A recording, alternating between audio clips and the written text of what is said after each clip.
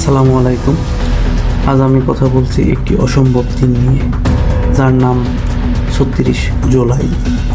এই তারিখ কোনো ক্যালেন্ডারে ছিল না, কিন্তু ছিল মানুষের বুকের ভেতরে জমে থাকা ক্ষোভে, রক্তে, ঘামে আর স্লোগানে। সেই দিন রাজপথ কাঁপিয়ে বলেছিল, আমরা আর সহ্য করব না।